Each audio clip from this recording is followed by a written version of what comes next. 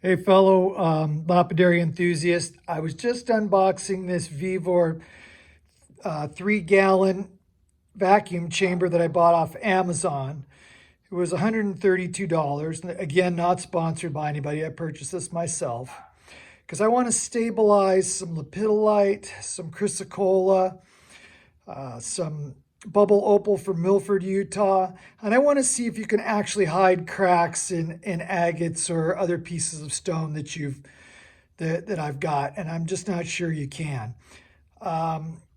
This was $132, like I said. It came with the tempered glass lid. So you can find it for less with an acrylic lid.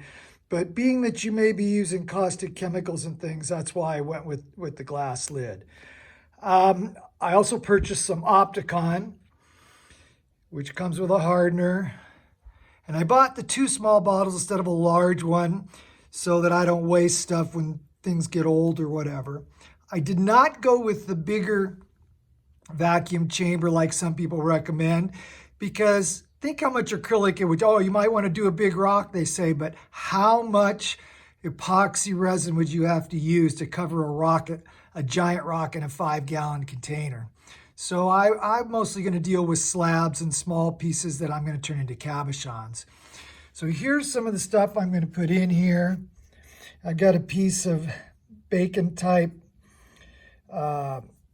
opal from bubble opal from Milford. I've got some red skin turquoise that keeps breaking on me. I'm going to see if I can stabilize this and stop it from fracturing.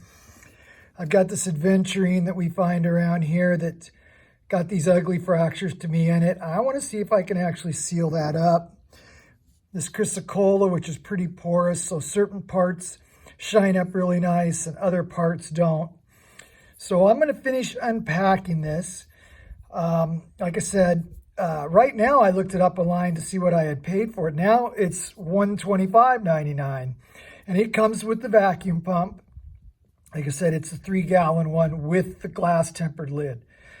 Now, after I get these in here and do my first batch, I'm going to add it to the video and show you how these came out. So I'm not going to make you sit through the whole process. There are other people on YouTube that show you the process of using opticon in a vacuum chamber. I have stabilized things before. I just use 5-minute epoxy and acetone and a toaster oven. And I bought the toaster oven for like $5 at a thrift shop.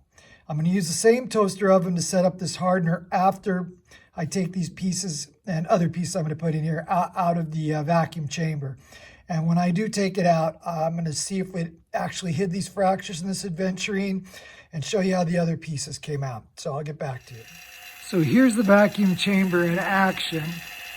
You can see the bubbling down there, and you can hear the vacuum pump, which is far quieter than I expected it to be. There were some issues putting this together, and I'll talk about that later on in the video. So here's the results of my first attempts at stabilizing stones using the Vevor vacuum chamber. And I'm going to tell you the good, the bad, and the ugly. So I used opticon on this, where in the past I've always just used 5-minute epoxy and a cheap thrift store toaster oven. And I'd mix the 5-minute epoxy with acetone, heat up the stones, soak them in the acetone, and then put them back in the oven and heat them up again. Well, the vacuum chamber definitely, I think, pulls into the voids and porosity better. I really didn't care much for using the opticon because first you use it without the hardener, then you have to take it out of the vacuum chamber, then you have to heat it up in the oven, then you're supposed to take it out of the oven and coat it with either hardener or hardener mixed 10-to-1 with the resin. And most of these stones came out good. Some of them are still tacky, like this lepidolite here. Now, before, I could not even make a cab out of this because it would just fall apart. So it definitely strengthened it, but it's still gooey and ooey, and I don't like it. Now, they'd say opticon can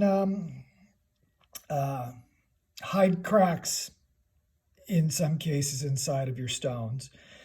So in this aventurine, it definitely did that. This had a couple of fractures.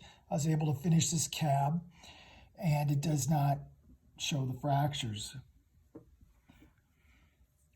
This piece was even more fractured, and you can kind of see it there, but it kind of looks like it's the natural effect of the mica and the stone, so I can live with that too. As far as the chrysocolla goes, this was a piece of chrysocolla that I turned into a cab without putting it being stabilized. And this is a piece I stabilized, and I don't see much difference in this at all whatsoever.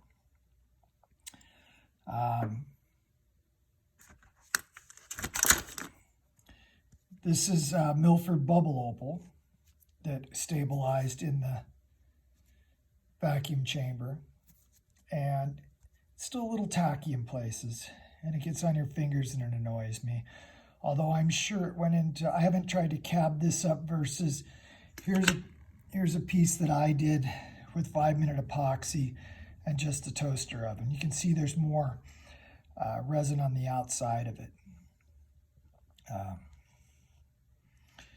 And let me show you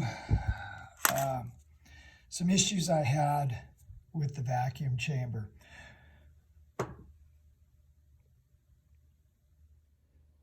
So when I was putting the vacuum chamber together, this valve and the plumbing parts on it were wrapped up very well. They're wrapped in some bubble packing material. And as I was sliding this out, it starts oozing this liquid. That's why inside my gauge there, I didn't realize that this thing was filled completely with liquid. Now I looked up what they're usually filled with. It's either silicone oil, mineral oil, or glycerin. I don't know which this is, but it's nasty, and it made a mess of my garage carpet. Because before I could even figure out where it was pouring out from, what had happened was I was sliding out of the package and this black rubber stopper came off. And after you've done your plumbing and put this together, that stopper, there's a little point on it which caught and pulled it out. And you're supposed to cut that off with scissors so that it has the vacuum gauge will work properly. So if you buy one of these, be careful, or you're going to make a mess too, and then your gauge is going to like this. The gauge still works. I don't know which oil to put in there because I don't know what it is, but it made a mess. The second problem I had with this was this stem that goes through the glass.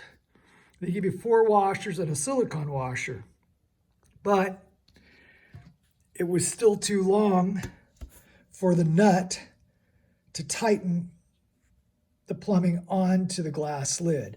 It was unthreaded too far for that to work. So I went through my hardware stuff and I had no washers that fit it. So I had to go all the way to Home Depot, buy some washers before I could complete this. So between the mess I made and the fact that that wouldn't bolt down tightly because of so much of it being unthreaded and not enough washers to do it, I lost about 2 hours that I wasn't planning on. Hope this video was helpful to you. The next thing I'm gonna do with this chamber pot is make some man-made artificial composite stone. I'm gonna mix some brass, some silver, some scraps of turquoise, veracite, and see if I can make some nice composite stone. And we'll see how that goes, because I think the vacuum chamber is ideal for that. Later on today, I will be posting my email next to the winners of the giveaway from the Trip 4 to Crazy Lace Mountain giveaway video. I will post my email, and the winners, if you email me your address, I'll send you your prize. You all have a great 4th of July.